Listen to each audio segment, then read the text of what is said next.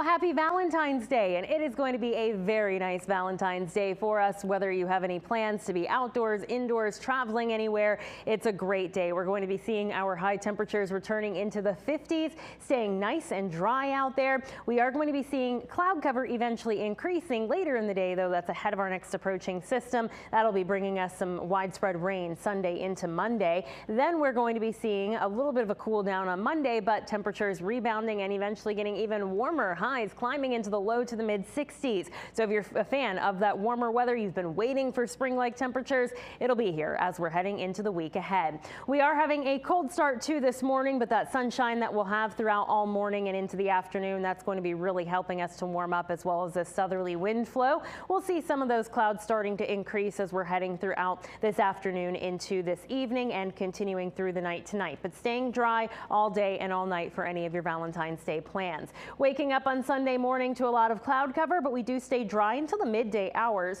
That's when we're going to be starting to see some of that scattered rain moving in for us. That becomes widespread later in the afternoon, and by the evening could be seeing moderate to heavy rainfall impacting us. That's going to be lasting into the early parts of the night. Later in the night, we'll start to see that rain becoming more scattered, and all of this should be cleared out of here by early Monday morning. By 7 a.m. everybody should be nice and dry.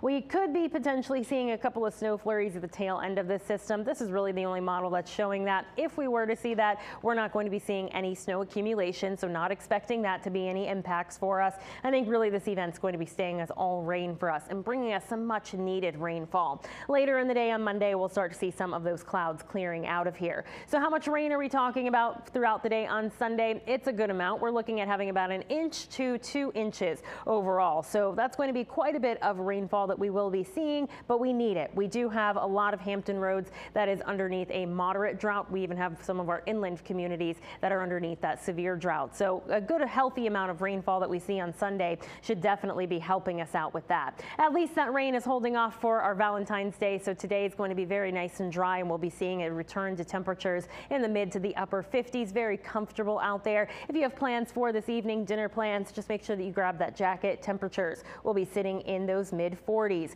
Tonight's going to be a warmer night. We'll see those overnight lows dropping down into the upper 30s. So that'll be a little bit more comfortable as you're waking up on Sunday morning. Sunday is still going to be a day that's going to be on the warmer side into those mid 50s. It's about where we should be for this time of year. That rain moves in midday, continues through the overnight hours, clears out around sunrise on Monday. President's Day is Monday. It's going to be a cold and windy day. Those high temperatures in the mid 40s, but we could also be seeing a bit of nuisance tidal flooding with some of those strong northerly winds. As we get into the work week, we're going to be seeing more clouds and sunshine. This should stay decently dry, maybe a couple showers towards the end of the work week. But look at these temperatures. We are on a nice warming trend. We're in the upper 50s on Tuesday, warming all the way to the low to the mid 60s for the second half of the week.